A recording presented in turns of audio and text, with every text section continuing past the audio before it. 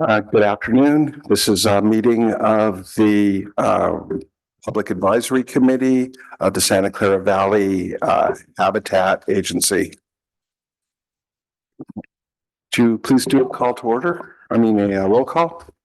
Brown, Here. Kaufman, here, Hintermeister, Here. Kesh, Lerner, Here. Miko, Stevens, Here. and Wolf. Here. Thank you. Thank you. Go to the report of the chair. I'd like to report that on the 21st of March, I went to the meeting of the governing board and the implementation board of the Habitat Agency.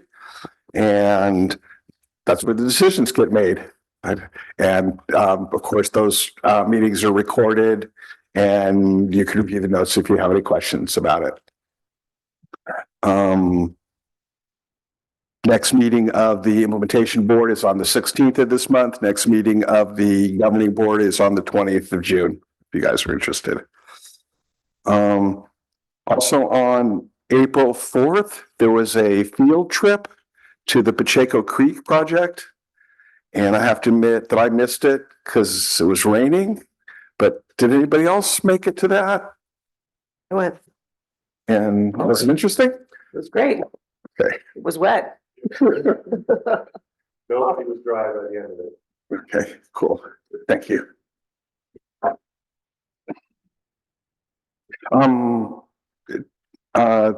Next item on the agenda is opportunity for the committee members to mention what they've been doing or other things that are not on the agenda. I guess we're all cool. Thank you. Quickly mention. Sure. So, we had an invitation, or I had an invitation, to go to an elk sensing session. Have any of you guys heard about this or anything? Yeah, I haven't, but maybe Julie King brought it, who's our lead biologist. Yeah. I have not. it may be, it was just a Stanford group that was just, up the peninsula. There were a couple sessions just to gather input from people about what they thought about the concept of reintroducing elk to the Santa Cruz Mountains. There was no plan of any kind. There's, nothing in the works. It was purely a session to kind of get input. And of course, I referred them to our kind of local agencies because I figured you guys would, be, on top of, what potential issues might be. Yes, But I'll forward you the person's name. thank you.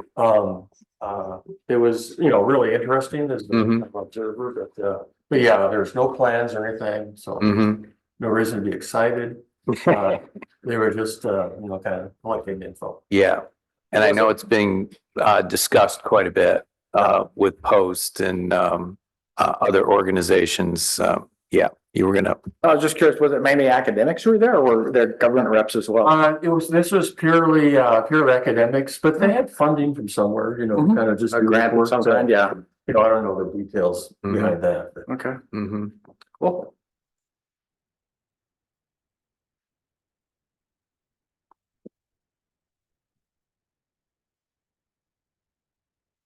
Next item on our agenda is to approve the minutes from our last meeting, which was on February 1st.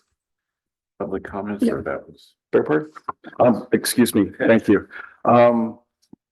Before that, I'm going to follow the agenda and see if there's anybody in the public who'd like to make a comment at this time. I have no speakers at this time. Okay, thank you for the help there. Okay, now I'm going to jump to review of the meeting minutes from the last meeting. Does anybody have any comments or questions? Okay, would someone like to make a motion that we accept the minutes? I'll move to accept. Thank you. I'll second. Thank you. I probably need to abstain since I wasn't here. Pardon? I probably need to abstain. Yes, that'd be fine, sure. Do we need to take a vote or just a yay or nay or? Can do, since everyone's in person, you can do all in favor, aye, all opposed, nay, and, if anyone abstains. Okay, let's just do a simple all in favor. Aye. Any opposed or, okay, we have one abstention. Okay, great, thank you.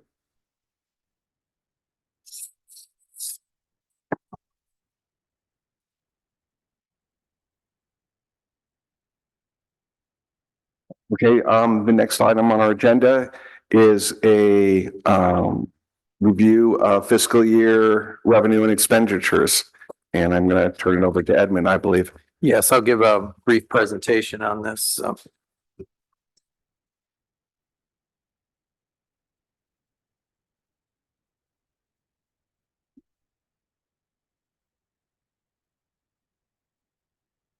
Wrong one. Go close together. All right, we'll record this one, right? Yep. There we go. I think this will work, right? Yep. Great. So I'm going to give you a brief overview on where we're at to date. So the situation in DC and in Sacramento is pretty fluid. I'll get a little bit more into that in the EO report. But we've all probably, some of you here in the audience are aware that there's a Department of Finance freeze on future funding for a lot of within the education budget, within the conservation budget, and so on and so forth. And it has to do with unallocated general fund monies. So moving forward, we'll probably be having some different discussions with you about funding priorities and how we're going to probably have to pull back a little bit from some of the land acquisition activities that have been very aggressive in.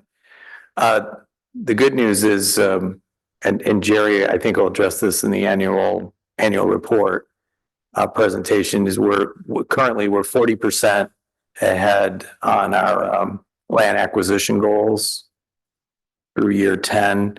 And there's some other properties, which I'll talk about in the EO report, that we just recently closed escrow on. So on that front, it's good, but going forward, it's as you know, it's been a bit of a roller coaster ride here in the state, and there's a lot of competing interests, including with the Land and Water Conservation Fund, which I'll discuss in the EO report. So, but this is just sort of a talk about our revenues to date, and we budgeted that we would be just under 40 million, 39,612,000 and change is where we thought our revenues would be. Currently, it's just under 27,000 at 26,811 million and change. With these two closures, one's close of escrow on the O'Connell property, buying out the conservation fund. That's another 6.2 million that'll be coming in, and we're going to be closing on the Lakeside Ranch, acquiring that property from Post. So our revenues will be probably around the $46 million range. So we will be exceeding revenue expectations by the end of the fiscal year. Also wanted to just give you a picture into the already approved, we do a 2-year budget cycle. So this is revenue projections for the next fiscal year. And part of the big reduction is, we don't expect to be doing as many land acquisitions. There's some, from a fee revenue standpoint, mitigation fee revenue, you can see that we've only taken in 1.7, almost 1.8 million in fees. There's several large projects that are both public and private that we expect to be paying fees either by the end of this fiscal year or sometime through the first 2 quarters of the next fiscal year. So those numbers in terms of mitigation fees revenues are going to be a bit fluid. We projected that we'd have about 6 million, and that was based on timing of when these projects would pay their fees. It's always been a kind of a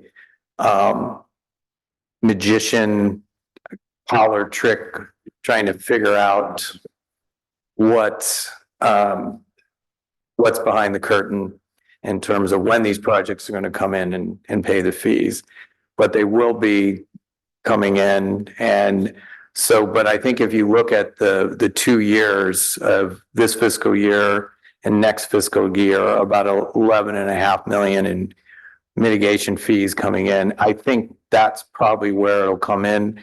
But how it comes in on whatever year it comes in is still kind of an open question.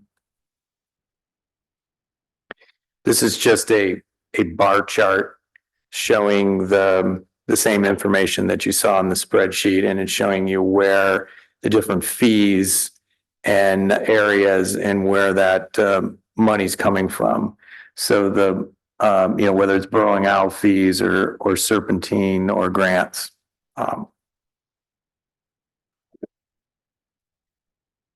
Any questions on the revenue? Yes. You want me? Yes. Yes. That shows $33 million. Sorry. Current budget.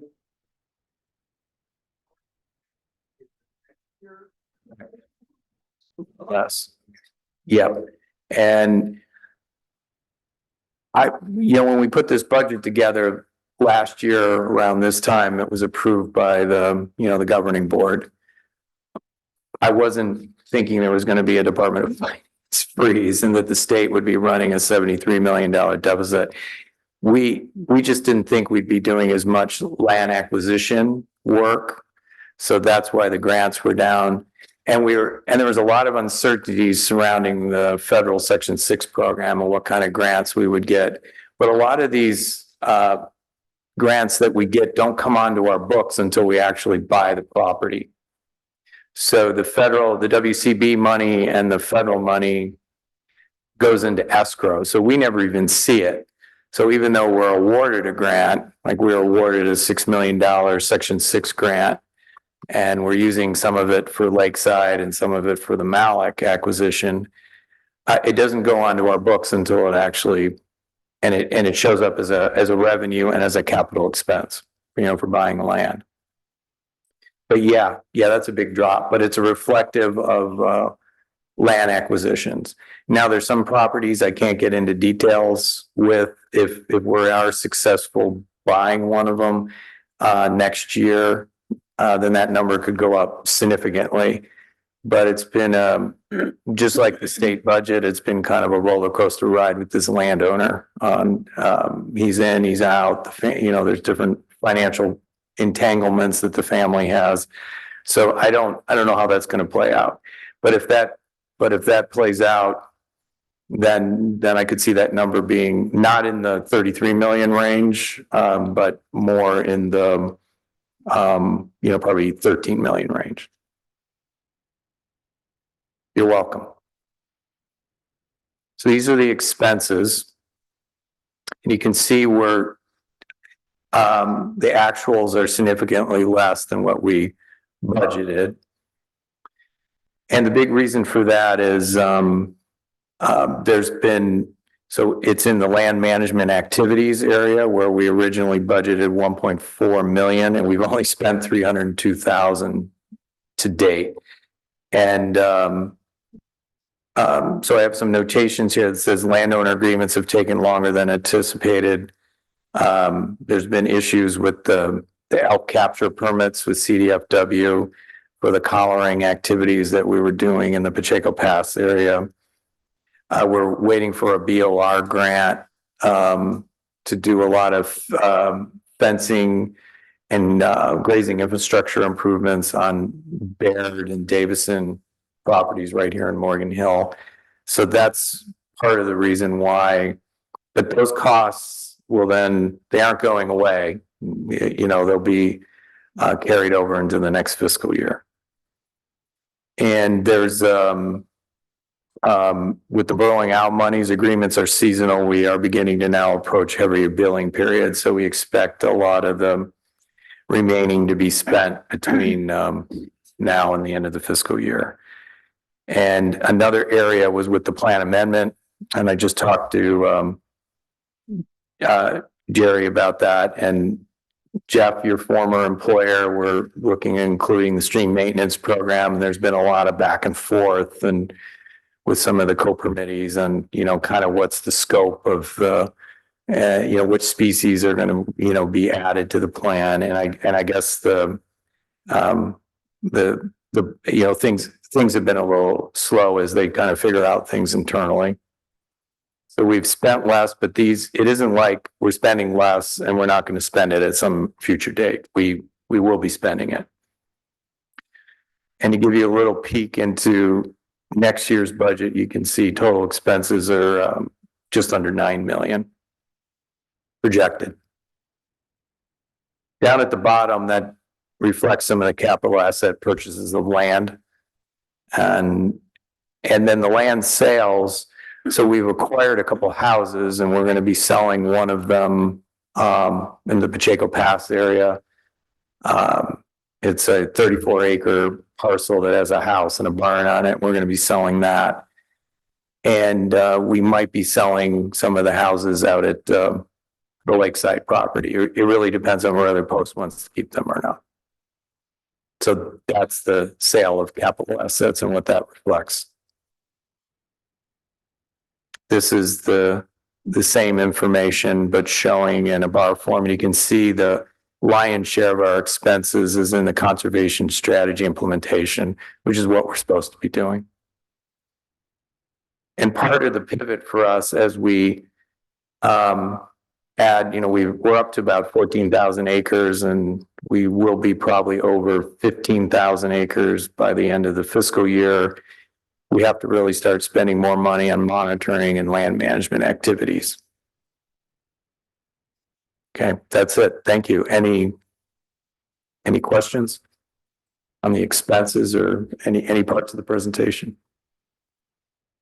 Okay, We're good. Thank you. oh, you're welcome. Thank you. Sorry, you mentioned the monitoring and land management. So that's not really in the expenditures now, or it's not really hitting the, or is it in the- It is, Okay. and like invasive weed control, but some of it's being funded by grants.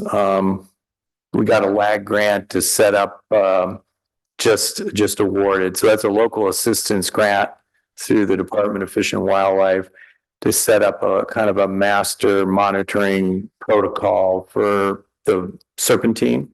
But we spend a lot of money right now on monitoring the butterflies and the plants on Coyote Ridge. But now we're acquiring more serpentine land, the lakeside property, the Baird property. So we're gonna have to be upping our monitoring, and we're also acquiring more properties that have the amphibians on them. And there's requirements for monitoring every couple of years, the ponds and the occupancy and how the amphibians are doing.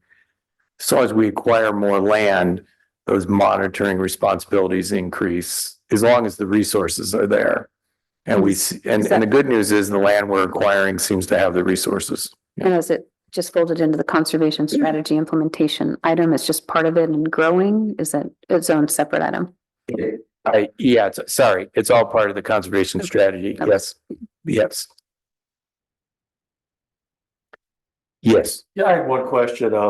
You've regarding the revenue coming in from fees. Yes. So that's not based on some kind of long-term model. That's just you every year making your best guess as to when projects might come in from different private and public jurisdictions.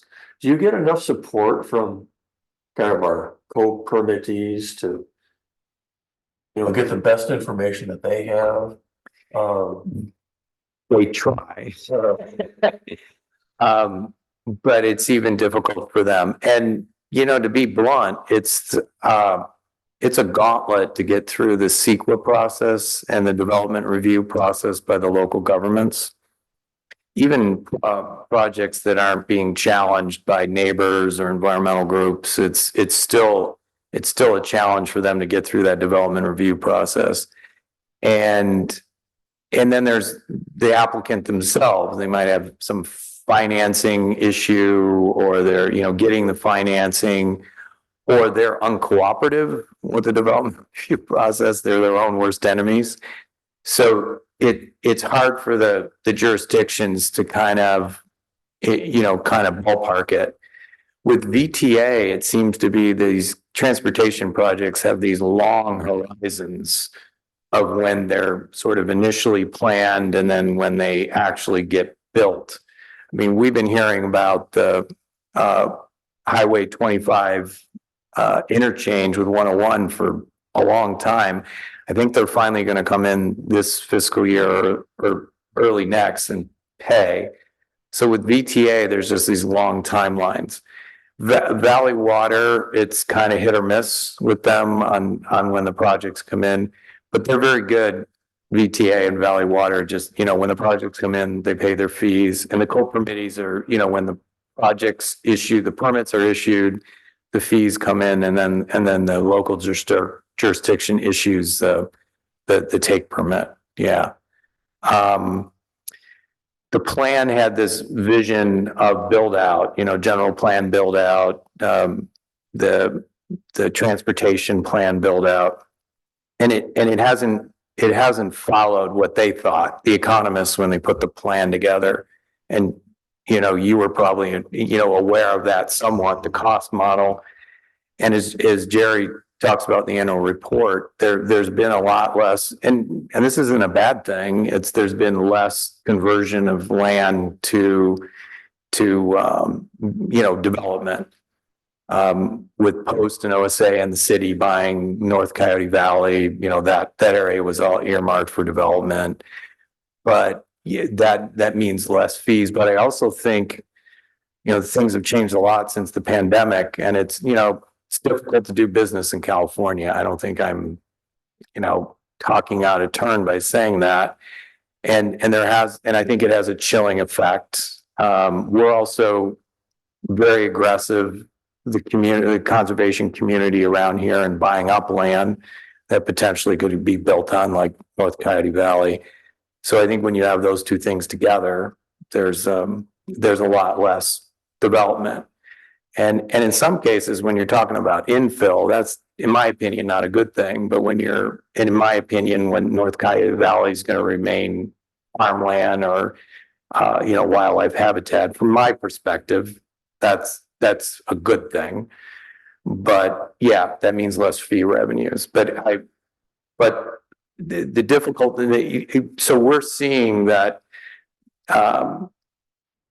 that being able to get through the CEQA and the development review process does have a chilling effect on, I think, development within each of these communities.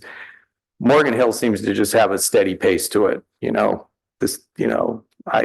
but it's really unpredictable with the other communities, and most certainly with the county. Just as I was looking at the report, as like a manager, there's always some motivation to kind of minimize the number of interfaces that you have to deal with, the number of different organizations, and you have a lot of organizations to deal with, all with their own kind of uncertainty and different processes. So Agreed. So yeah, that's Agreed. And I can speak to the permits when we do restoration projects, what we got to go through. So I can just imagine if you're, doing something that's impacting resources, what you got to go through, or, what the cities or the, Valley Water, just to get an encroachment permit to drive on one of their roads for our Pacheco restoration project. It took a year just to get a permission to drive. the environmental part of it was slimmed down, Yeah. but there's all the other CEQA. Yes. The CEQA stuff. Yeah. So it's, CEQA is it's yin yang. It's got some good and, not so good things about it, but that's, that's a whole other topic, right? And a lot of different opinions on that one. Okay, thanks. Oh, you're welcome.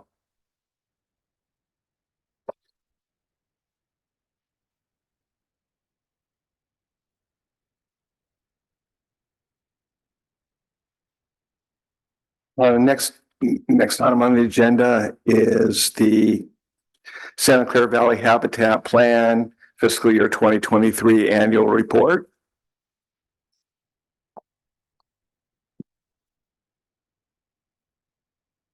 Okay. Think we're there. Evening, everyone. Thank you all for being here. We could not do this without you. Great advice, great questions. You keep us in line, so please keep showing up. I'm here to provide an overview of the fiscal year 23 annual report. Ed gives you summaries in his executive reports periodically, regularly, I should say. But the annual report really is more focused on plan compliance and whether or not we are in compliance with our permits and whether we have a chance at successful implementation of the plan through the 50-year permit term. So we're 10 years in. 10 years is a sufficient sweep to determine how well the plan's working. It was as it was envisioned, and again, whether or not we have a chance of completing it successfully long after we're gone. At year 10, we're 20% of the way through the permit term. We've issued take authorization for a total of 18 projects during the reporting year. This total does not reflect 54 projects which paid nitrogen deposition fees, but resulted in no actual land cover impacts. And those 54 projects brought in an additional $140,000 in the reporting year. Cumulatively, we've covered 410 projects since day one of the plan. So that's about 40 per year. And you can see that 18 is a little bit light in terms of the average. A smaller number of projects generally translates to a smaller area of impact. We saw about 100 acres of permanent land conversion in this reporting year. And compared to the average of about 270 acres, again, just emphasizes that it was a lighter than average year this year. Here are a few examples of some of the private development that was covered by the plan in the reporting year. The two images on the left are both warehouse developments. So if you enjoy getting home delivery, you're going to get more of it, maybe faster. The image on the right is a single family residence in the unincorporated county. The images on the left, one was in Gilroy, the top one was, and the bottom one's in outside of San Jose. And here are two public project examples. On the smaller image there is the Coyote Creek's County Parks project to improve a stretch of Coyote Creek Trail. And we are covering multiple phases of Valley Water's Anderson Dam seismic retrofit project. This phase here in the reporting year, the FOCP includes the construction of a new outlet tunnel, which was impacting downstream habitat below the dam face. Construction of this new outlet tunnel will continue through 2024. And then the big project, the actual work on the dam itself, will occur between 2025 and 2032. So these projects and their impacts have historically been tracked in two ways. We initially relied on it's a Microsoft Access program to store all the data from permanent and temporary impacts and conditions on projects over the years. We also had a separate GIS database for which we used, which was used for tracking spatial impacts to modeled habitat. Within the reporting year, we kicked off our first year of reporting, which relied on the new database halfway. The Esri GIS has made significant progress in the platform's functionality, which now enables reporting, and that's something that didn't exist before the pandemic. We only use the new database in this reporting year for tracking and reporting the private development projects, and public projects we're still relying on the old way. We kept 1 foot in the old world to kind of test this out. It was designed soft opening, if you want to use that term, and the system worked well enough to warrant a complete shift to this platform, which is currently underway.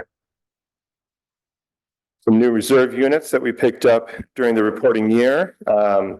So thanks to Santa Clara County Parks, we recorded a conservation easement over Calero County Park in the reporting year. And that added 2,815 acres of incredible habitat to the reserve system. We also coordinated the purchase of the O'Connell Ranch in Pacheco Pass. This is immediately upstream from Casa de Fruta. And some smaller properties, but nonetheless important. We picked up 2 private property purchases in Coyote Valley, Castle and Cook, and the Geschwen property. And we have finally protected 200 acres of occupied burrowing owl habitat in San Jose. The city used our land in lieu of fees provision to transfer this easement to us, and it guarantees the perpetual protection of a few, well, I would say the few resident owls we have left in the plan area. That little image shows that the owls are pretty happy with having it protected. The one's kind of leaning over like, what took you so long? So the reserve system, as Ed mentioned, we'll call it 15,000. We're just about there. It's incredible. 15,000 acres of conservation land. When I first started with the agency 7.5 years ago, we had 1,800 acres. So it's just been exponential growth thanks to great leadership here. With the land acquisitions we have finalized, we're in good shape for meeting our stay-ahead provisions for natural communities. We've topped off our conservation commitment. The figures you'll see there above each of these columns represents the number of acres that are protected beyond our commitment. And you can see we're comfortably ahead in all of them. Now that all these acres are protected, we have to pick up the pace on land management. As Ed was mentioning, we've doubled our land management crew from 1 to 2. Julie King, our principal land manager, was joined in the reporting year by Matt Fogarty. He's our new senior land management specialist. Julie and Matt have been busy first assessing the condition of our new reserve units, then addressing land management needs by priority. They've been fixing fences, gates, and water infrastructure. They've been managing grazing operations, removing trash, and eradicating invasive species of plants and wildlife. They've been surveying our covered species, tracking wildlife, and collecting native seeds. And they've been doing it all with a smile because they just love it. No new restoration projects began during the reporting year, but 4 previously completed restoration projects continued through their subsequent monitoring phases. And 2 new restoration projects broke ground just after the end of the reporting year. These 2 projects were successfully completed thanks to the heroic efforts of another new hire during the reporting year, that of our senior restoration ecologist, Nathan Hale. This is the Pacheco Creek Restoration Project, which Alice is very familiar with now. Now completed and in its first year of monitoring, the project has restored over 1.5 miles of Pacheco Creek and 9 acres of rare California sycamore alluvial woodland. It has improved aquatic habitat within 2 ponds and existing wetland areas. In these images, you can see a newly constructed high flow channel at the time of construction on the left there, and then again after several rain events earlier this year. So on the image on the right, you're looking at a new stream channel that will hold back floodwaters. It will support new growth of native vegetation and improve both habitat and water quality. The Pajaro River Agricultural Preserve Riparian Restoration Project. I'm not going to say that again. Oh, I'm sorry. Yeah. The question is short and applicable to what you're talking about. If the Habitat Agency hadn't done this restoration project, would nothing have happened? Yes. Yep, that's true. Hard to imagine anybody else with enough clout and permit backing to come in and do something like this. It's hard to, it's very difficult to do. So we're going to say PRAP because I already went through the whole wording of it, but this project is near the confluence of the Pajaro River and Llagas Creek. Like Pacheco, it was completed just after the end of the reporting year, with plant installation continuing through the spring. I'm not sure if they're done yet. They might have another couple of days of planting. I think the kids for the straw program are still planting a couple hundred plants, but it's primarily done. Yes. Thank you. So this site has been significantly impacted by years of intensive agricultural use. The agricultural uses are going to continue, but the stream corridor will be protected from the influences by a new and expanded riparian corridor.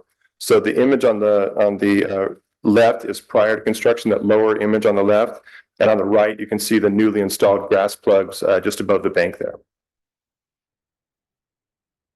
Here's a short list of ongoing work that you may not hear about regularly, but in addition to the database, to land management, land acquisition, and restoration, we have a variety of other ongoing obligations. That's mapped on the right there, seine netting for frog and salamander larvae, and our fritillary right there in the bottom. So here are some key metrics to track in determining our compliance with the requirements of the habitat plan. As I mentioned, we're now 20% of the way through our 50-year permit term, yet we have achieved 31% of our conservation target, which includes land acquisition, enhancement, and restoration. You can see now that the existing open space enrollment is at 21%. That's been at 0 since day one, but it jumped up there because we recorded the Calero County Park conservation easement. So we are ahead in the areas that matter most. We're achieving significant conservation, outpacing our requirements, as Ed mentioned, by an additional 40%. This is due in large part to the aggressive pursuit of grant funding, because you can see that the fee funding is still lower than expected. As stated in the annual report, we are now about 883 acres shy of the assumed permanent land cover impacts. In many ways, as I've mentioned also, this is a good thing. Land development or less development means more land is remaining available for habitat. Development may perhaps be focusing more on urbanized areas. A reduced fee funding also means that we cannot pay for all the things that the habitat plan requires. This is not a sustainable model. So it's clear that the permanent impact assumptions in the plan have been overestimated in virtually all land cover types except grasslands. Grasslands were right at 20%. The plan assumes, for example, 9.4 miles of streams will be permanently impacted through the permit term. At 20% of the way through the permit term, we've impacted 6% of the stream length permanently. Through the habitat plan amendment, we'll likely have to adjust our conservation and restoration commitments downward. That would bring actual impacts more in line with the conservation goals that are already in the habitat plan. So basically fewer impacts will be occurring, so there should be less mitigation required for that. And here's a good table to illustrate the difference between the assumed and the real accumulation of fees over the first 10 years. On the upper table, you can see that 7.3 million is the average annual fee revenue assumed by the habitat plan. This isn't 2010 dollars, by the way. The actual average that we are receiving in fee revenue is about 5.2 million. It's 5.16 actually. So that's over a $2 million difference each and every year of the first 10 years of the permit term. It's at least $21 million in unrealized revenue. And the lower table shows the corresponding land cover impact. So you can see it tracks with development. Clearly, we make more money in years when there's a lot more development and less when there's less development. But I want to point out again that we are achieving conservation goals, again, 40% faster than anticipated, with only 70% of the revenue, of the fee revenue, thanks again to the grant support that we have.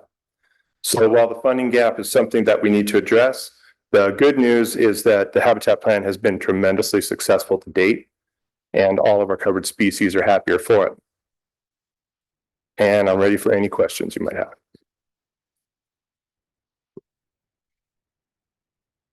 I just Yeah, have one. You mentioned the habitat plan amendment. Is this to kind of align with the discrepancies you discussed, or is this just overarching amendment? The amendment's overarching. We want to add a few covered species. We want to expand the plan area, but in our preparation of the plan amendment, we're finding out that there's this other problem that we need to fix, that we need to kind of dial down expectations, I think. A lot of it was over assumptions because the partners really thought they needed to have everything covered. They overshot, thinking that, well, if we don't have coverage for it, we're not going to be, we're not going to receive take coverage.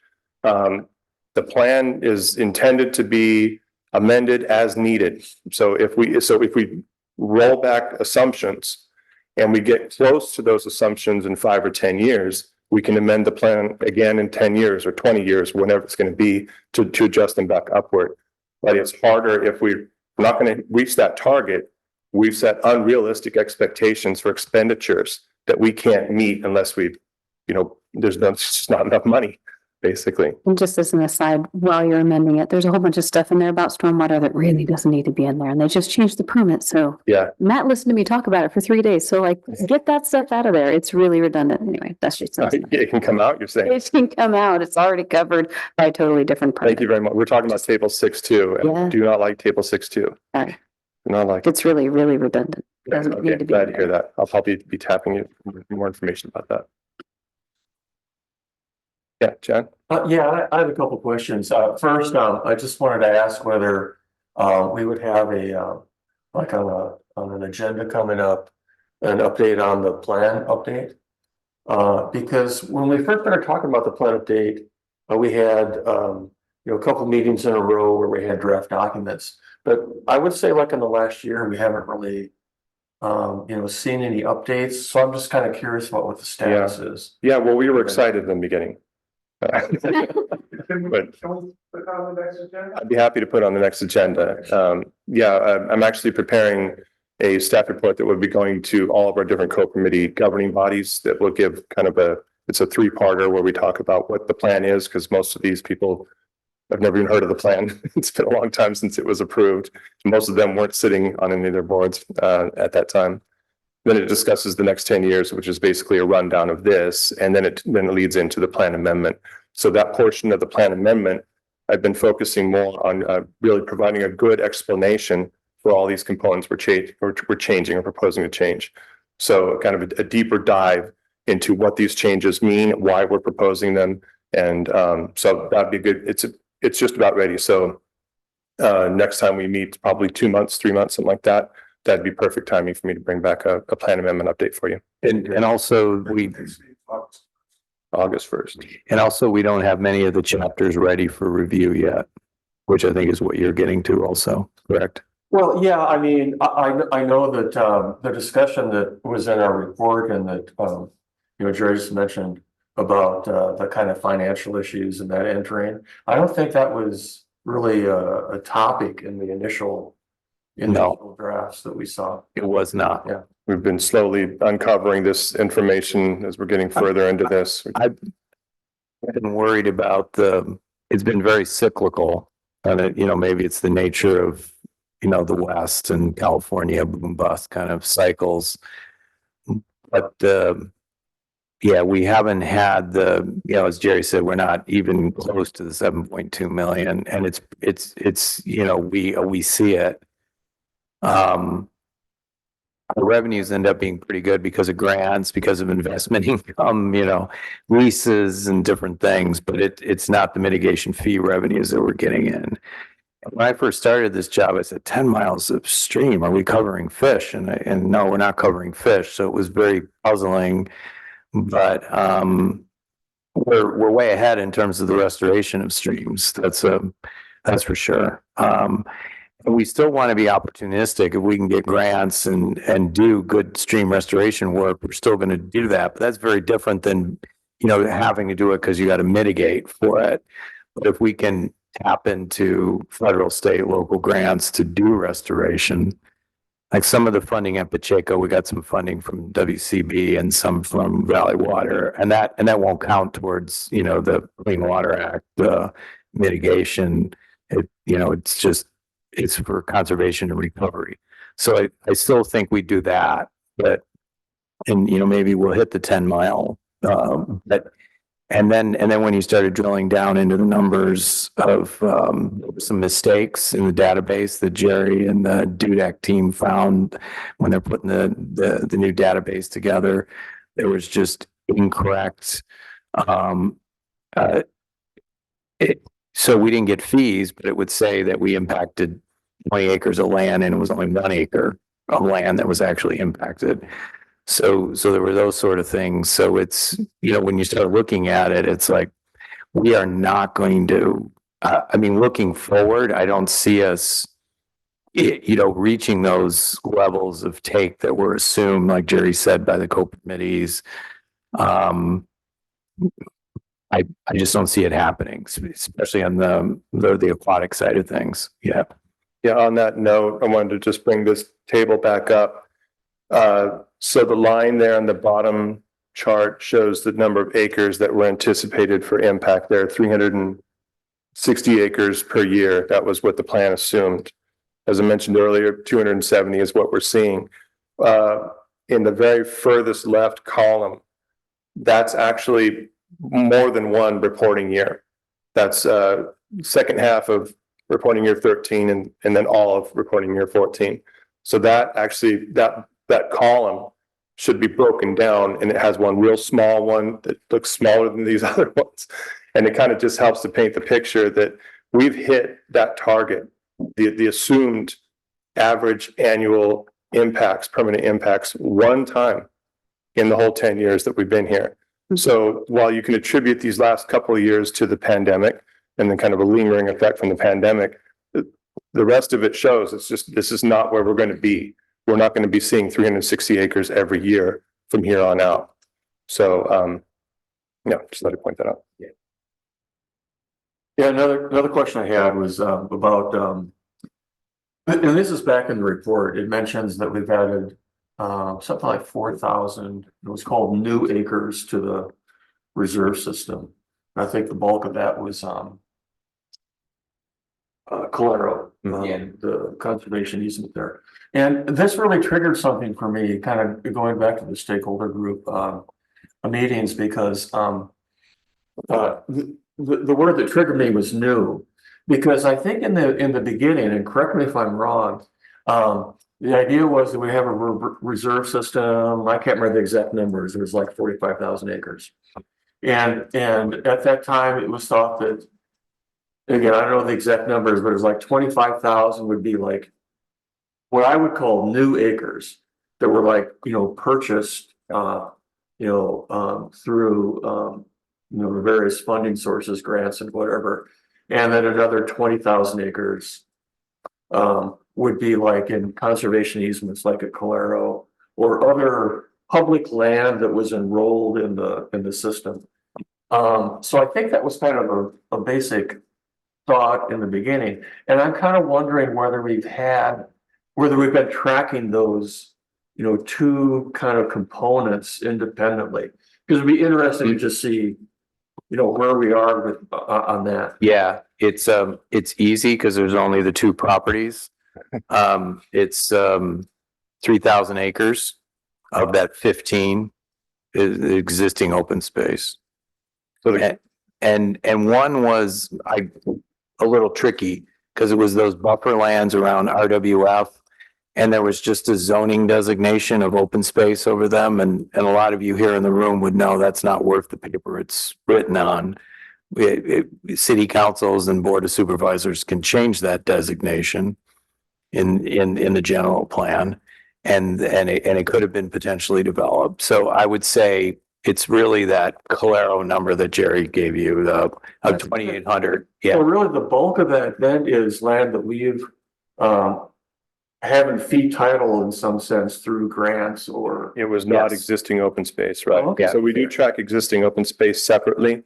It has a separate target for us than the other conservation target. And 2,800 acres gets us well up there. We're negotiating with county parks on enrolling more of their land. But I think your recollection was just about spot on. It said 15,000 or so of existing open space land matches the 38,000 or so of new land acres. So as we start to enroll up additional county parks or open space authority, then that'd be a good thing to just kind of track independently. Yeah. To see where Absolutely. And Jerry already does, well, the agency already does that, and through Jerry's work in the annual plan. It's been a slow slog to get those I know. public lands enrolled. Before Alice came on the board, we did a resolution to saying, what the heck's going on? I mean, it was the PAC that said, what the heck's going on? Year 10, Yeah, right? And right. that was gonna be like a Right. quick win. Okay, yeah, it was supposed to be. It was supposed to be kind of like a jump start, and mainly the county park stuff was supposed to help out with the NCCP side of things, and then we bring additional resources to county parks to help them, and we have been doing that. Where we've fenced off a channel above one of our restoration sites, to keep the cows out because they were hammering it. We're doing, going to be dredging some ponds to benefit CTS at Calero. There's a lot that needs to be done. County Parks is motivated to work with us on that, but that's funding, to Reed's question, would this project have happened on Pacheco? A lot of this work wouldn't have happened on county park land if the agency didn't exist with the funding. So that's the benefit. And the county realized the importance of the NCCP part, which is great for us to buy 2,800 acres. That's $30 million probably. So that's the county did us a solid there, but it is difficult to get that public land. OSA is written into the plan, but they're not a co-permittee. We've had some preliminary discussions with them about enrolling some of their land, and there's been some hesitancy on their part because of the conservation easement. I don't know how that'll play out, but we've had some discussions with them. I think in principle they think it's a good idea, but on paper it's Open Space Authority is written into the plan to contribute 900 or 1,000 acres, and I don't know if that'll ever happen. And I don't think it's fair that pressure was put on them to do that, and since they're not a co-permittee, but they are written in the plan. Now, we do manage properties with them collaboratively, like we have our CE on the Coyote Ridge property. And so we work with them like we do with county parks, but existing open land that they were going to enroll, that just hasn't happened. Those are assumptions the plan made that, maybe wasn't fair to different parties, and maybe it's things that shouldn't have been done. But we'll see how that plays out over time. I don't fault them for this not happening. They're not a co-permittee. They're not county parks. Fees are being waived for county parks too. It's county activities, public activities are being waived, and in exchange they help us buy land. Like with the Richmond Ranch, I'll talk about in a moment.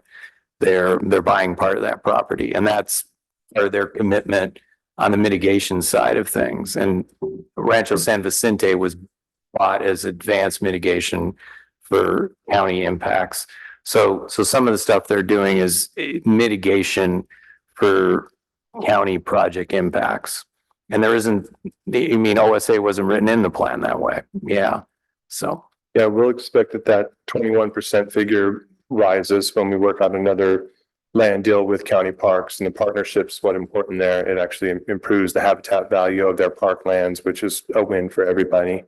But this is the best this table has looked in years, that having that existing open space at zero for 6, 7, 8 years in a row. It's like a pimple on prom night. It was bad to look at every year we presented. Did the politely worded letter about that help light a fire under them to get that off of zero? It didn't hurt. I think some change of I think Don Rocha has been fantastic, and they got a new attorney on the project, and things then started to happen. So I have to give some kudos to county leadership, and including some members of the board of supervisors, but the letter did not hurt. Yeah, it was like, oh gosh, we got this letter and this resolution. It looks really bad. Yeah, right. I have a couple more quick ones, if you don't mind. So there was a table and report about animals, kind of the criteria for success. I don't have, I'm not using exactly the right words, but one of them said that for bay checker spot, there's something like 4 occurrences in 10 years at a particular set of sites. But there was a column that said we basically met our we've met that in the Kirby Canyon area. Mm-hmm. But that said in the notes that there were 3 other locations that were privately owned that we're not able to monitor. Right. So do we have, but that's part of the success criteria. Right. So do we have is there some What are we gonna do? Yeah, so there are hard requirements in the plan and then there are goals and objectives of the plan. And the hard requirements, got to do it. The raw acres, the restoration commitments, those things have to happen. Pond occupancy, believe is more of a goal. And I think that occupancy of Bay Checker Spot Butterfly. If it's more than a goal, that's something we'll have to fix in the amendment because some things are beyond our control. We may not ever be able to get, affect control of a property that has those units on them. So we're having good success in some areas, but some of it is good. It may just be an objective that we couldn't reach at some point. We've got another 40 years, so it's hard to say what's going to happen in decades down the line, but we keep our is it the ear to the rail track or whatever it is. We generally know when good property is coming up and when it's available. So we'll have to keep our eyes open for it. So the good news is Lakeside, we're closing this month on. Was a privately held occurrence, which Post bought, and then we're buying it from Post. Richmond Ranch was another privately held by ZNL Holdings, which TCF bought. We bought 944 acres from them. We're going to be buying another 1,200 acres from TCF, and those were private that are now public. We're in negotiations with 3 other landowners, and they all have Bay Checker Spot occurrences on their properties. Yeah, and on that side of the Yeah. valley, those could be important because they're going to be a different management unit up there. Yeah. So we may get there. I mean, the Kirby Cabin landfill, I don't know. I mean, they also have one of the paintbrush occurrences. I don't know if we're ever going to get that, but with the the little Castle and Cook property was privately held, and that has Bay Checker Spot and the rare plants on it. So we're getting there. We're getting there on the private occurrences. Yes. Speaking of that, County Ridge and Bay Checker Spot, but County Parks bought a property, a couple hundred acres, here in Morgan Hill.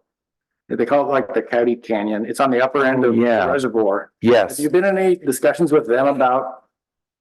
I'm not, we were, they asked, so most of it is, I mean, now that we're adding mountain lion and some other species, it would be good habitat, but at the time, it wasn't the modeled habitat that we were, the highest priority for us. Sure. It's great property for sure. I don't think there's a lot of serpentine on it, but I could be mistaken. I think there's a little bit. Yeah. Mhm. Got it. Yeah. But yeah, that's an occurrence. If they are there, then that's now an occurrence. And we've been finding the rare plants in areas we didn't expect them. On Malik, on Pacheco, the Pacheco area, O'Connell, Malik. Yep. So actually, about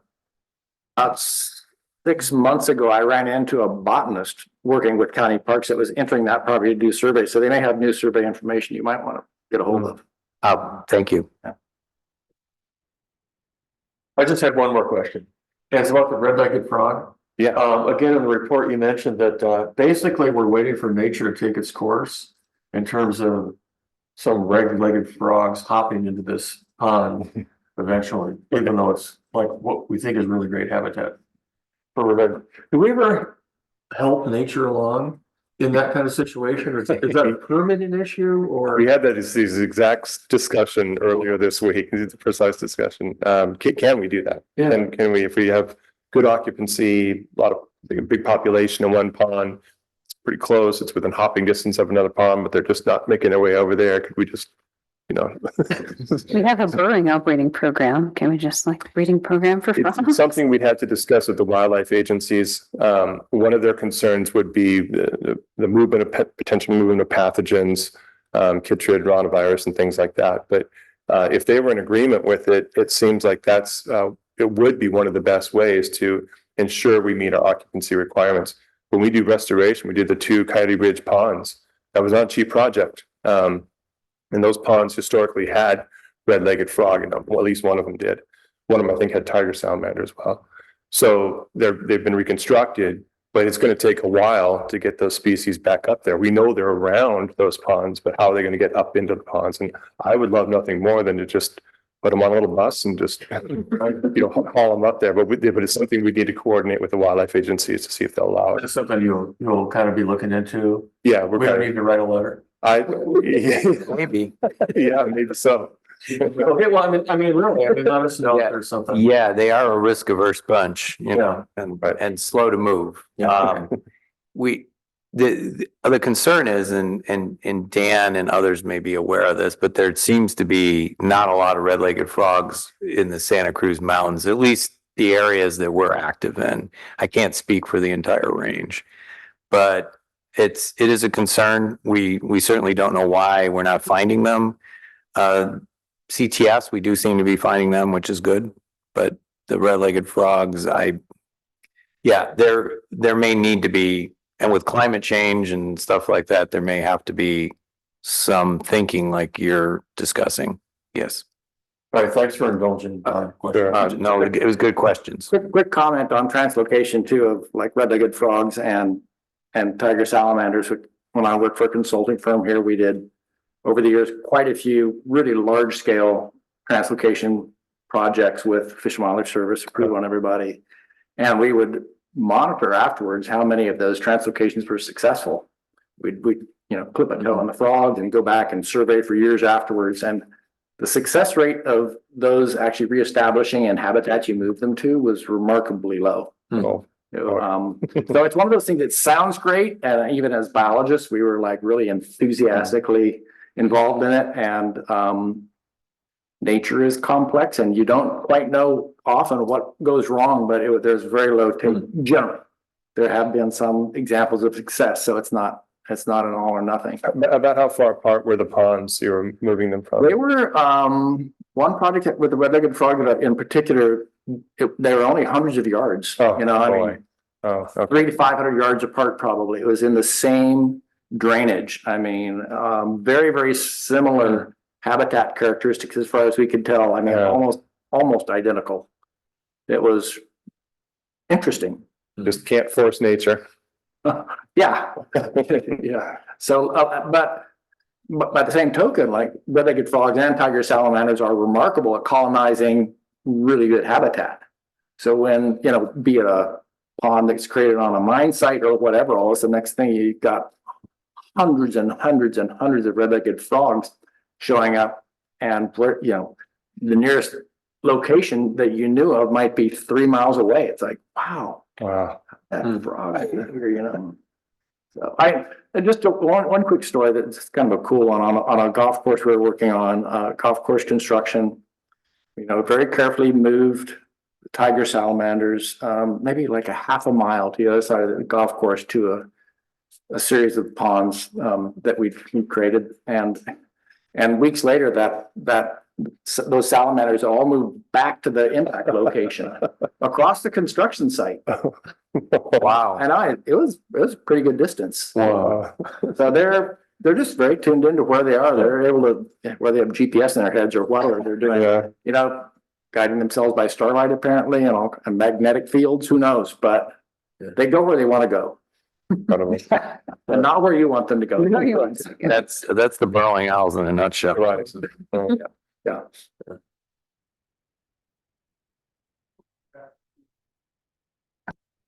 The comment that you made that I think actually will turn out to be important in the long run, which is California has development cycles, several years, slow, 7 years, quick expansion, and that'll probably affect the agency's cash flow, land acquisition, and everything else that we have no control over.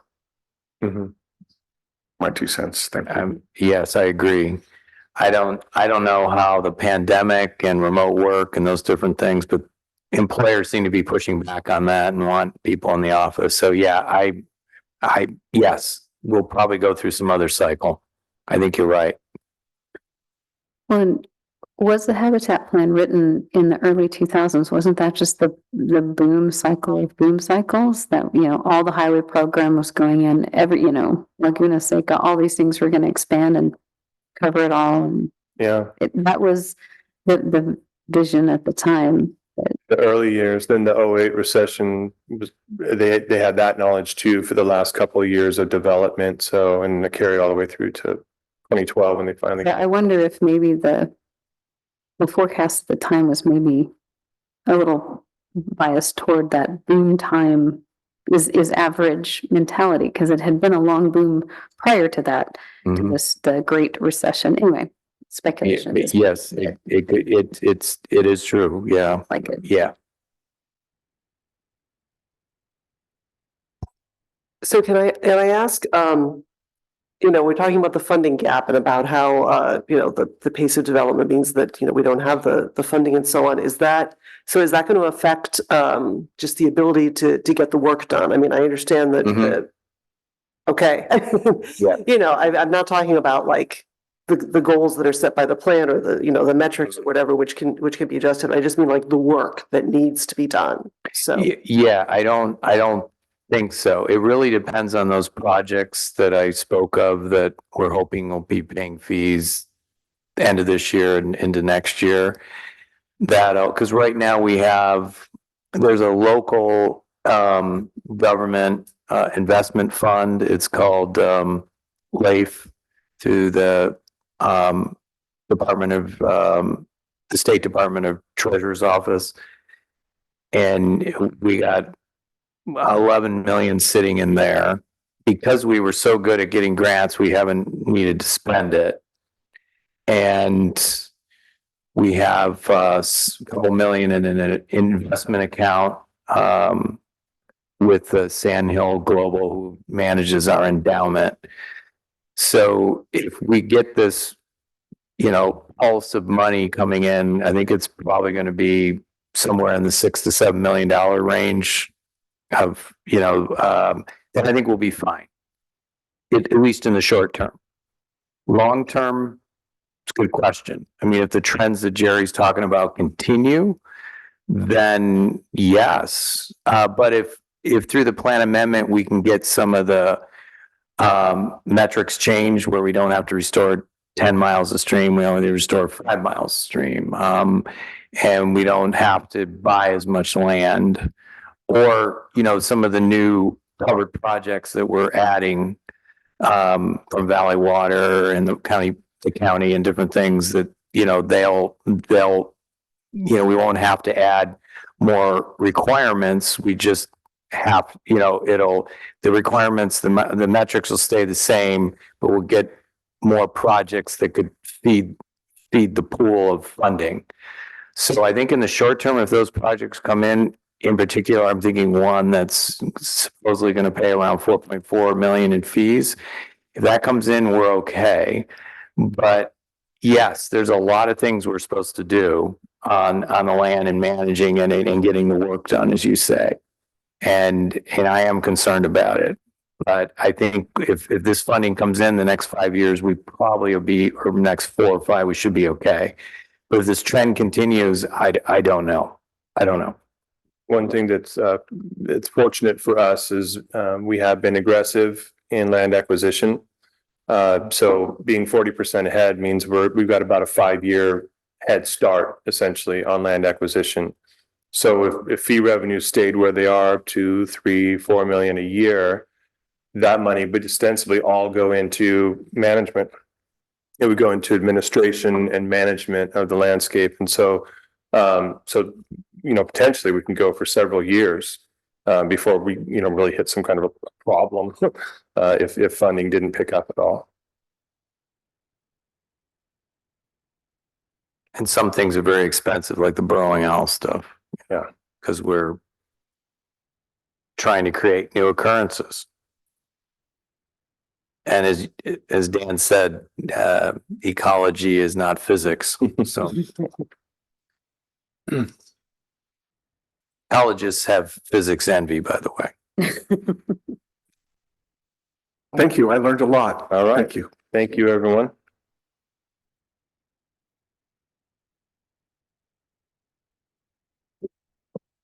Is there another presentation? There's Your update, you don't need this. no, there's I think the Public Advisory Committee from you about Reed's request.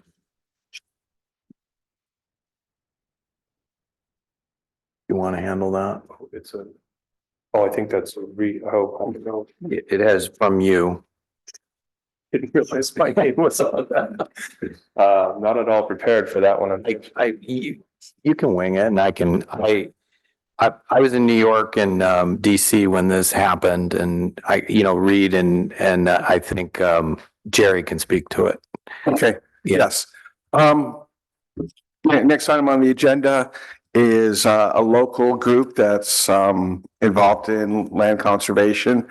Has set up a program for several years to honor people in other organizations that are like-minded.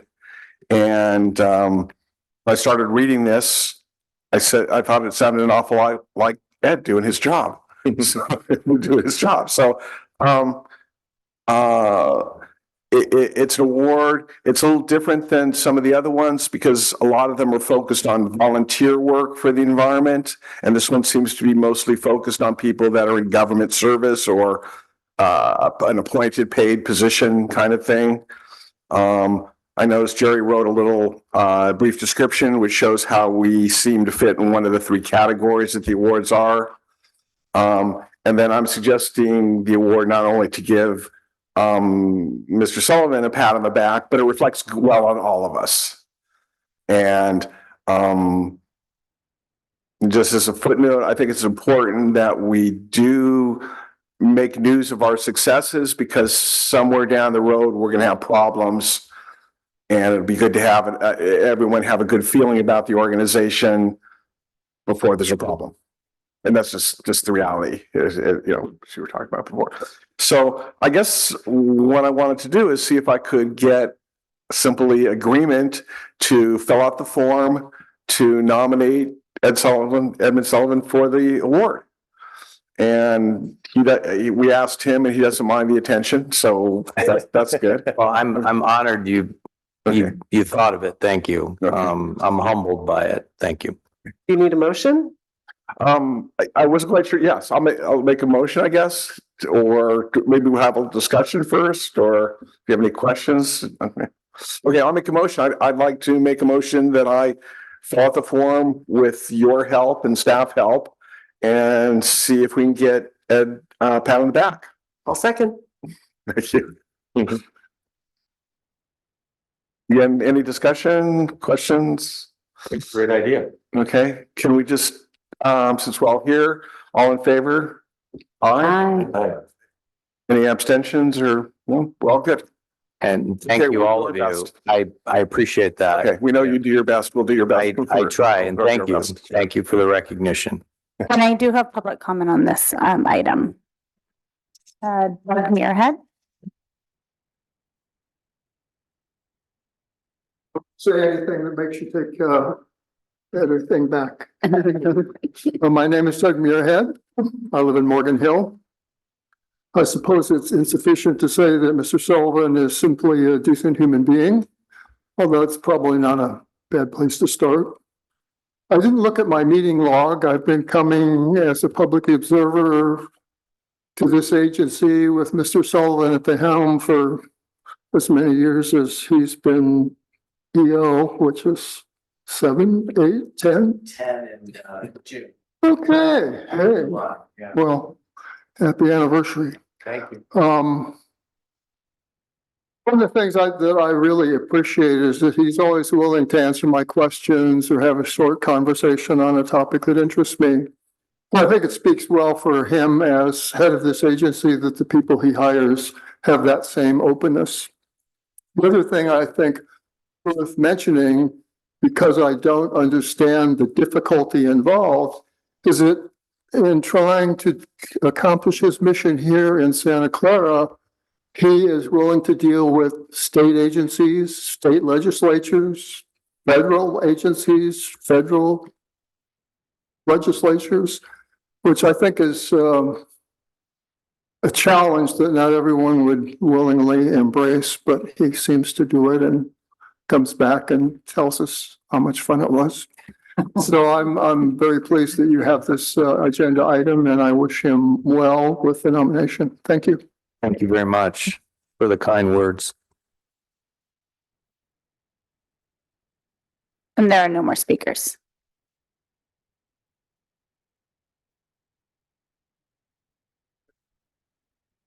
Yes.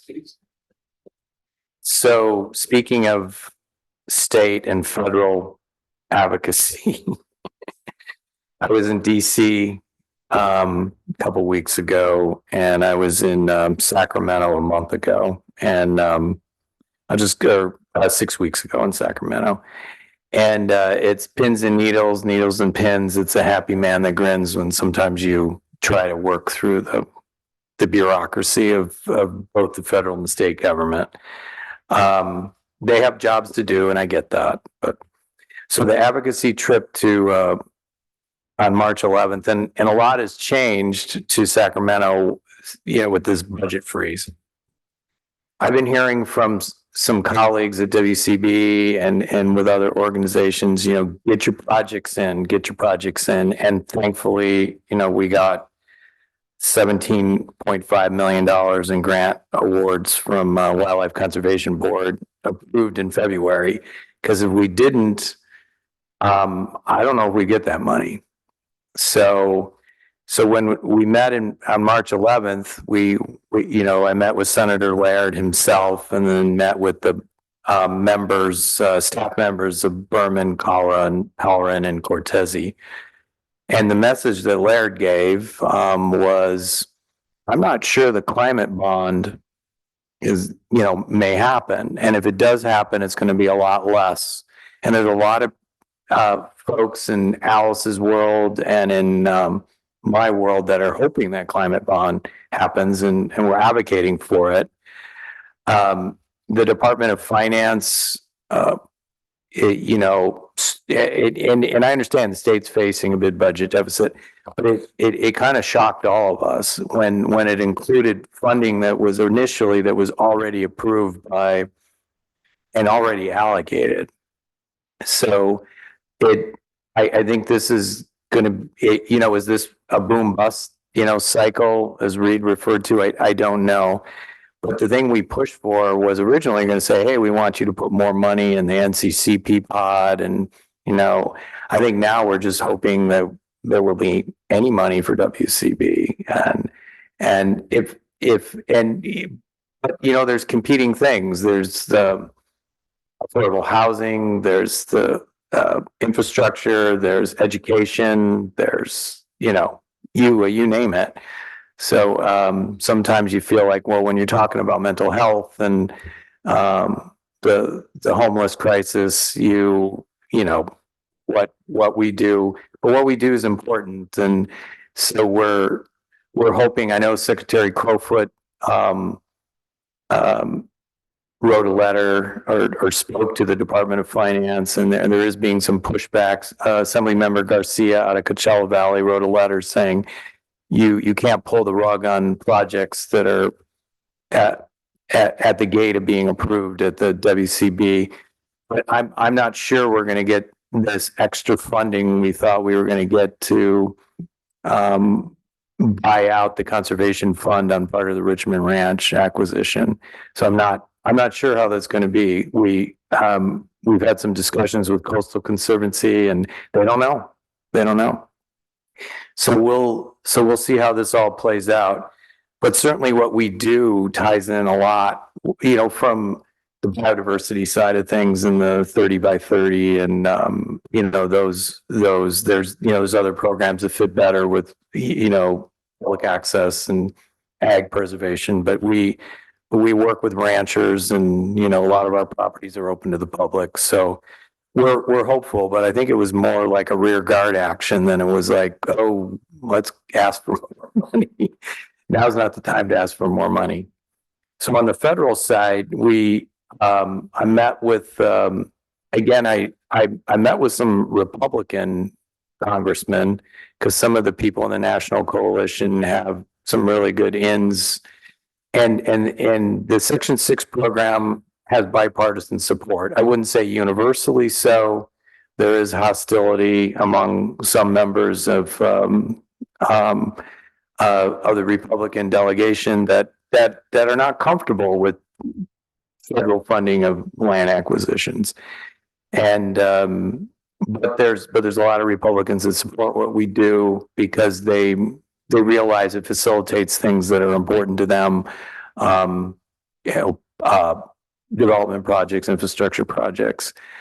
And so some, there is some uncomfortableness with the Endangered Species Act, but I think a lot of that, there was a letter signed by Representative Albert, who's a Republican out of Riverside County, and Senator Padilla, a joint letter signed. There's a commitment from both Democrats and Republicans within the state to sign on to that letter to say to the Department of Interior, why aren't you allocating more of the Land and Water Conservation Fund monies, which are paid by oil and gas industry, the mining industry, for doing their activities on public land. They got to mitigate for it. America the Beautiful Act said that money should be set aside every year and spent 40% towards state grants, 40% towards federal, like National Park Service maintenance backlog kind of stuff. So there's very little that's being put into the Section 6 program, and it's the Department of Interior that's making those decisions, and we're through Republican and Democrat efforts. We met with committees on both sides of the aisle, and so we're hoping to get, because back in the early 2000s, the amount of money going towards the Section 6 program was around 85 million. There was only a handful of these big HCPs in the country. Now there's 70 of these big HCPs in the country, and the funding was 26 million in this year's budget, or I guess next fiscal year's budget. And there's a recognition even amongst some of the high ups in the Department of Interior that is kind of ridiculous, but they're concerned about, well, are we going to anger state park agencies if we take some of the allocation that went to them and put it towards HCPs. So I don't know how this is going to play out, but the meeting this year was as successful as a meeting I've ever had in Washington, and I've been going there I think 7 of the past 8 years. I didn't go in my first year on the job because I missed the meeting. Ken, my predecessor, went, and I didn't go 1 year because we did them virtually during the pandemic. So, and I feel like we've made some real headway. I mean, proof is in the pudding where there'll be more money for this program. And so we'll see. But to Doug's point, yeah, it's dealing in that world is something I never thought I'd be doing. And the first time I was in Washington, it was like, oh my God, there's the purple hat ladies and the oil men and the cowboys and the advocacy for this health issue. And this one time I was there a couple of years ago, there was all the young people were there trying to stop the banning of TikTok when I was there. So it's really interesting to see how things are done in Washington and how everybody comes together to influence how laws are made and money spent. So in the grant update, I mentioned the WCB and we got in just under the wire. And that frees up 4.4 million in Fish and Wildlife federal funding because we can't acquire the property if we don't have the state match, and it also frees up more foundation and Wildlife Conservation Network money too. So the good news is because of that money, we were able to close escrow on the 765 acre Malik Ranch property. So we purchased a CE from the Malik family on their property in Pacheco Pass, really close to where you were on the field trip, Alice. And we also bought out the Conservation Fund because the Conservation Fund doesn't want to own property. So 6.2 million of WC funding is buying out the Conservation Fund. The Malik property was a combination of federal, state and NGO funding. Hopefully we're closing escrow on Lakeside Ranch probably within the next 2 weeks. And that was WCB and federal funding. We closing escrow on a 40-acre Barker property, which is adjacent to the Bates Ranch property. We're just using our own funding for that. And then we have 4 properties that we're discussing with. One is a public agency site that they would be enrolling in our reserve system. One is an existing mitigation property that they have some land that we could enroll in the reserve system, and some of it with their endowment, we would manage it for them. And then there's 2 private landowner properties. So those are the 4. I can't get into details on those. And then there's Richmond, hopefully buying out the conservation fund on that 1,200 acres I spoke of. And County Parks just 2 days ago closed, they bought the Misery Peak portion of 1,400 acres from the conservation fund. They closed escrow on April 30th.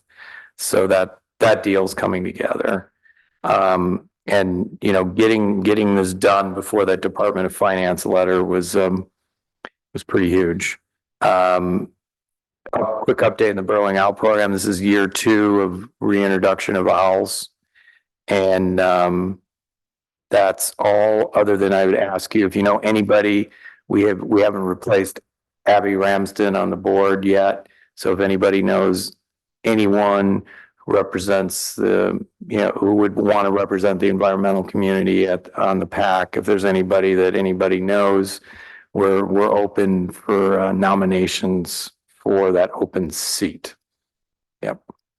And are some board members that their terms expire this year too, unfortunately. That would be me. And maybe Kyle too. We're gonna close down the whole agency if you go. Yeah, You're the only no, one that knows what's going on. it'll be a loss with losing you 2 guys, but Are there limits? Term limits? I mean, yes. there are. Yeah, I don't recall exactly what they are, but there are, yeah. 2 4-year terms? I think something, and I think you served a partial term too, right? Yeah. Does COVID count? Yes, Alice. I had a question. Can't tell if this microphone, yes, it's on.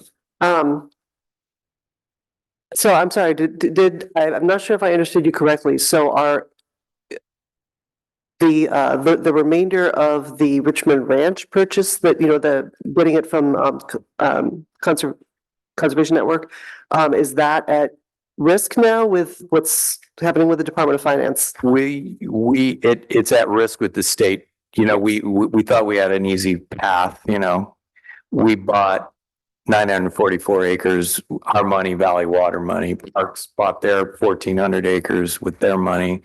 So, okay, well, great project, getting it at a discount. Coastal Conservancy was excited, WCB was excited.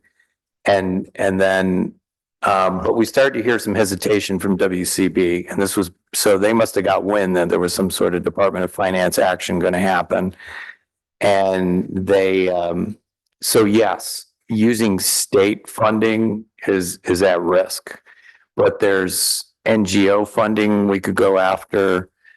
We could, our own funding, but to your earlier question, if we got to come up with all that money, then your question is very accurate to you. Well, then do you have enough money to do the work?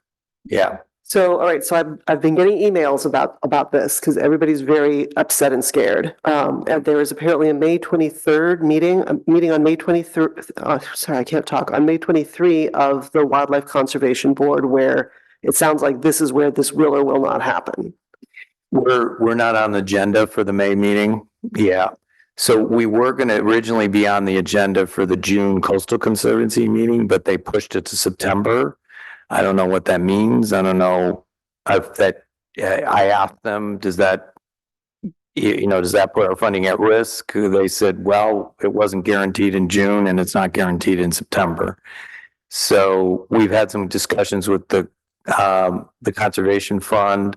we're also gonna have, about this. And then, we're gonna have some discussions with some of the NGOs about potentially helping if the Wildlife Conservation Fund money and the Coastal Conservancy money isn't available, then, what do we do to come up with the funding to buy out the Conservation Fund?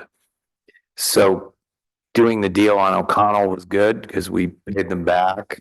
So, we may have to look at a longer timeline in terms of paying them back. Maybe we pay them in installments, or something, because to your point, we cannot take, 6.5 million of our 11 million that we have in the bank, because we have obligations associated with that, the Boeing Owl stuff, the land monitoring, salaries. So it's, that's a more complicated discussion if the state funding isn't there. What, how we make sure that the Conservation Fund gets repaid, but it's going to be potentially a different funding formula. Yeah. Well, I won't take up meeting time. Maybe you and I can talk afterwards. I've already signed on to a letter. I've been asked to make calls to legislators, so I just figured out Yes. what should be done. About the remaining vacancy on this board. I have been asking people that I know. I think, coming down to Morgan Hill in person is an issue for some folks, but They can do remotely if they want to, but they'd have to agendize their location. Right. So, because the public wouldn't have to be open to.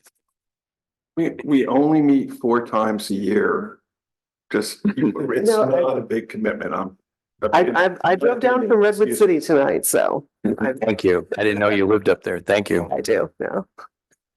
Good questions. Yeah, I had a question, and I think it's appropriate to ask with your report. It's sort of off topic a little bit, but the work that the agency does is so important, and these meetings are extremely informative, and the staff does a great job answering all of our questions and such. I'm just wondering, has the governing board ever had a discussion at their meetings on if they are really getting the best use out of us as the advisory board? Because it seems like, we become informed, but the advisory part of this group is very limited. And so I'm just wondering if they've had that discussion that we could do other things. They haven't, but it's something, if there's something you all could work on.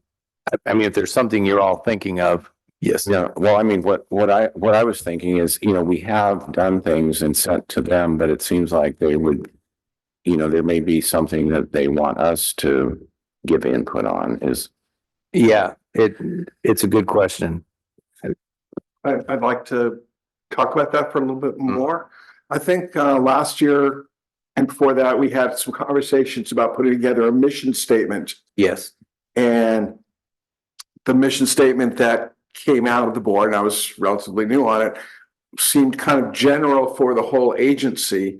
And I wonder if we as a board need to put together a little more specific mission on how to advise the governing board and the implementation board. And maybe we have to actually explicitly, I typically those board meetings at the top of the meeting has an opportunity for the chairman of this committee to talk. So if we wanted to talk and come up with some ideas, for instance, and say offer services like, gee, if I'm going to brainstorm here a little bit, but say that we are available to share opinions, so that if somebody who's sitting on the implementation board, do they think that this is a good idea, that they could actually ask Ed, and Ed could ask our environmental expert, is this a good idea or not a good idea? Or if they want to have a rancher's opinion, they could come to Ed and say, hey, I need to talk to somebody kind of a little bit off the record, before I vote on this issue. Ed, is there someone on the political action committee, public advisory committee, that could answer my questions and just give me their opinion from their point of view. Yeah, they can do that now, maybe reminding them of that. And so there are issues like the budget we brought to you all first. And I told them that you were comfortable with the budget as proposed, and then the governing board adopted it. So they are aware that we bring things to you, you are reviewing them, and unless I hear otherwise, I say, yeah, the PAC was okay with it. But if you were thinking of more of an expanded role, yeah, you guys should brainstorm that. Because the Advisory and. Yes, advisory, correct. I'm not sure that Correct. we're advising. yeah. Look, I'm sort of used to, serving on advisory roles with the county and cities and such. And Mhm. so, they actually advise, and it's Mhm. not to look for work or to be in a nuisance Mhm. to in the governing board or the staff. But it just seems like there might be a better use sometimes of our Mhm. time and expertise. Yes. Most Yeah. of what we do here is we are after the fact. What's Mhm. already happened. And I think maybe what he's just suggested a little bit is we could help with going forward, Mhm. not just. Yeah. Listen to what happened in the past. And I think with the plan amendment, you're the stakeholder group. So I do think there's going to be a big role that you play in that. But beyond that, that is up to you all on how you'd want to tap into the brain power that's up here and how you could help. You all are much more engaged than those two, than the implementation board and governing board are. In the beginning, they didn't know who I was, and so they were much more, worried. They were worried about the budget and this and that, and then we're not. We got money in the bank. We're not spending it all, and there's no ethical issues. So we go to them and say, hey, we want to spend money on a restoration project. We go to them and say, hey, we got this contract to do invasive weed work, and they just say yes, and we present them with the audit and all that. But they don't ask us a lot of questions. So which is, this group is very different. You guys are I'm having this very open discussion with you. That doesn't happen with them, but they're all my bosses too. So, but it's just a very different setup. And I feel your greatest asset is advising me, and, helping me with making decisions, and, passing, like that letter to the, saying, hey, why aren't public lands being enrolled? It woke up OSA. I mean, Andrea McKenzie gave me a call the next day. Hey, what's going on? So, but it just, so, yeah. And maybe that's it. Maybe we just need to know who we are advising, Yeah. and have. You're a huge asset to me. You also keep me on my toes and keep me, on my A game, by asking questions, probing on a lot of different issues. So, but if there's a role you want to play more with the implementation and governing board, I would defer to you on how you want to do that. Okay.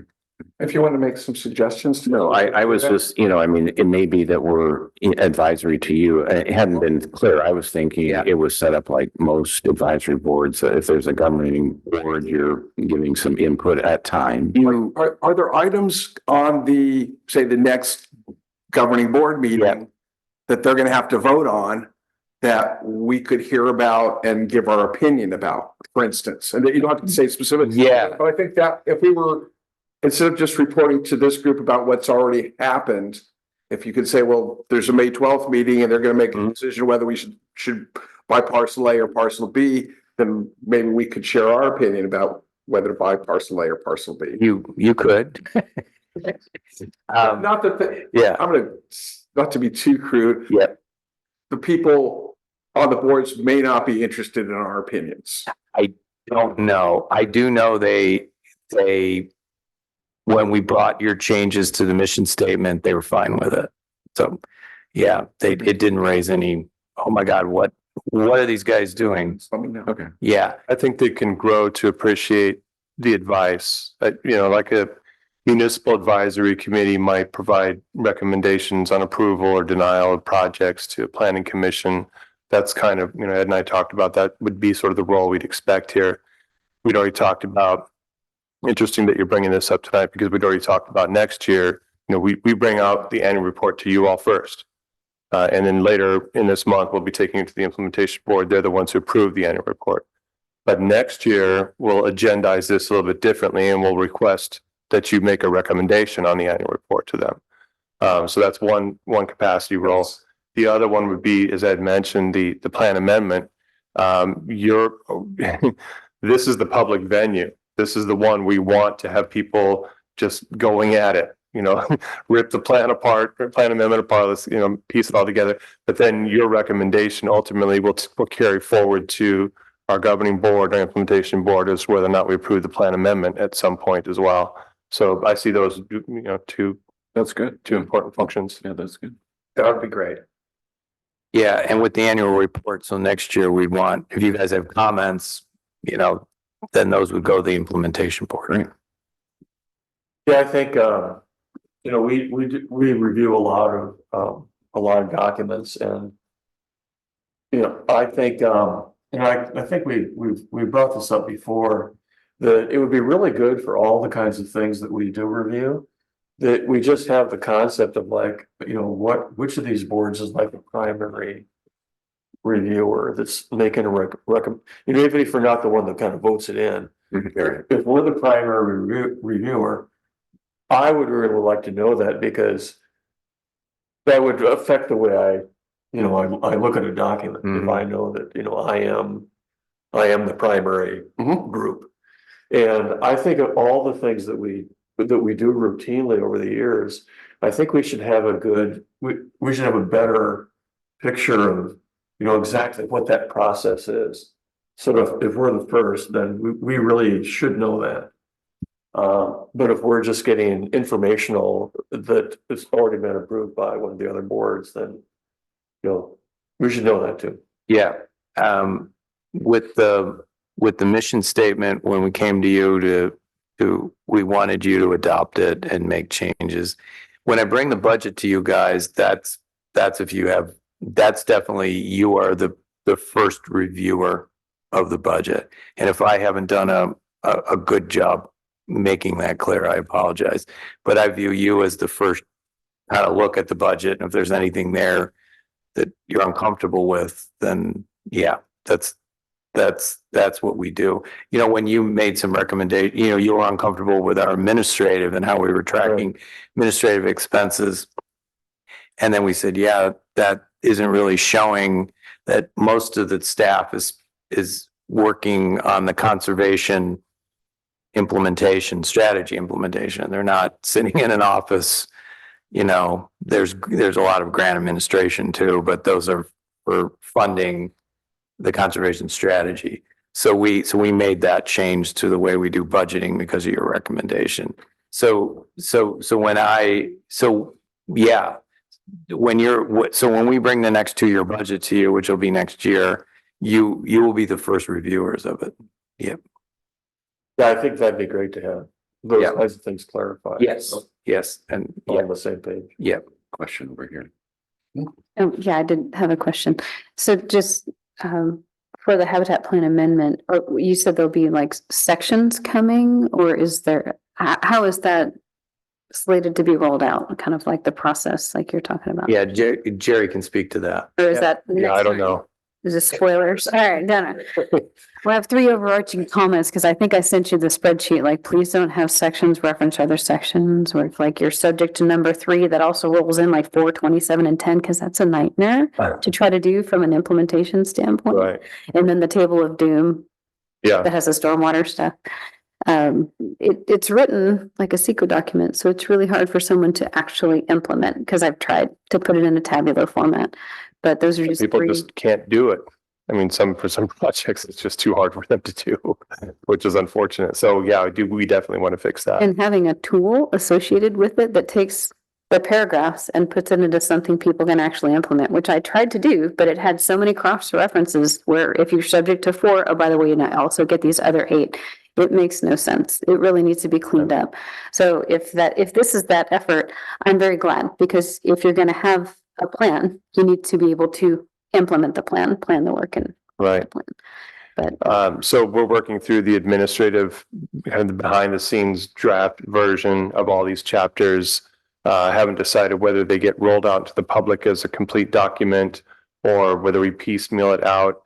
It seems, as we go through the chapters and we make the changes, there's a lot of discussion that's going on, but the actual material changes to the chapters are not too significant. When you look at them in track change version, you'll go through 14, 15 pages, and then here's a little change here, and 20 more pages, and here's a little change here. Where we would see a lot of the changes is when we add the new species, and the conservation strategy is going to be blown up. There'll be a lot of new additions to that. We have 3 or 4 new conditions that we're adding, but not a lot more than that, and fixing a couple of the existing conditions. So I'm hoping what we can do is package it all up when all of our partners are in agreement with what they want to see in the amendment. Then it comes out to you all for open discussion. I think the public can come in and review it at that point, provide comments. I imagine these being more like workshops, more than just a presentation to you. It'll be a sit down, probably take a little bit longer to go through it, and maybe even a series, 2 or 3 workshops to kind of really hammer it down. So I can't say when it's going to happen. This is not a process that a lot of plans have gone through. It's new for everybody. We're also tackling pollinators, which are very new in the ACP world. So there's a lot of unknowns here. But I will say that, I'm taking to heart your comments on table 6.2. I've abhorred it from the beginning, and I would love to see it revised completely. We'll get pushback, I guarantee you, from the likes of the Regional Water Quality Control Board and others who want to see more protections in place. But we'll do what we can to affect it. I may reach out to you, your water quality specialist. So I think maybe I'll reach out to you, bring you into some of our TAC meetings, if that's all right. And then you can kind of, when we get to chapter 6, which will be coming pretty soon. We're almost done with chapter 2, then 3, then 6 is the next one after that. We're going to bounce back to 5. But with 6, we can bring you in and you have a great opportunity to kind of just go with us through the whole list and see which one of those we can pull out. happy to help, because I know exactly which ones are duplicates, and I identified them all in my table, which is like duplicate, duplicate, duplicate. Yeah, we did go through an effort a few years ago to strip out some of the duplicates. I don't think we caught them all, or I think that the version that you see online is not the same as the final modified version. So, but still, cross them all off and we'll see if they match up. Spoilers. Oh, good. Great. Thank you for your report, Edmund. Oh, you're welcome. Future Public Advisory Committee items, I think we mentioned 1 or 2 during the course of the meeting that we want to get on the next agenda. And I'm drawing a blank on what they are right now. Amendment update. And anything else before we adjourn the meeting? I would like to hear something, when we had the Bruin Owl discussion last meeting. The breeding season is just starting. And, one of the major questions was, were any of those owls that were hacked at the new locations, are they voluntarily returning? Yes. I forget the exact numbers of the 2 sites, but it's encouraging. I think one site was 9. Handy right off. 9 of them returned, maybe more. Fantastic. And the county park site, I think it was like 7, but it was nothing. And that was just because they banned them all. So we know. Yeah. So yeah, Jerry and I'll remind each other that I'll get those numbers to you. But it's definitely encouraging. Very encouraging. Yes. And some kind of stuck around, which was really encouraging that they didn't, yeah. But they have a lot of predators, so, you know, and some of them probably moved to other places that we don't even know where they are. But at least returning to the natal site was something in the 15 to 20 range at the two sites. Yeah. I want to thank everybody for your time and your ideas. Jerry, will you be describing the new covered activities, I assume, for San Jose Water Company and Valley Water's stream maintenance program? And Sure, in the amendment update, right? yeah, we'll get to hear about those and Yeah, their stream maintenance program, their pipeline maintenance program, their activities in the expanded plan area. San Jose Water Company won't be joining as a co-permitting agency. They prefer to probably just kind of go it alone and join us as a participating special entity. Their primary concern or wish was that the plan area is expanded, which it was going to be anyway for Valley Water and County Parks, but that would be available to them so that their lands that are in the expanded plan area could receive coverage under the plan as an optional measure. okay. Yeah. Other quick questions, has San Benito County reached out? They did when they first were doing their HCP. I offered myself up as did Ken Schreiber to help them, but they'd never follow through with that. But I did meet with them initially, and I haven't heard anything since from them. Yeah, and I'm so busy, I don't knock on their door. So I actually on yeah. their pack as well. okay. Yeah. Yeah, if you want to shake their cage, I would like to see them succeed. And but yeah, when a couple years ago, I couldn't tell you the exact time frame. I talked to the Fish and Wildlife representative and had a couple conversations with the county and city of Hollister folks. But these last 3 years, they haven't reached out. Yep. But if you want them to, I'm available because I definitely would like to see them succeed.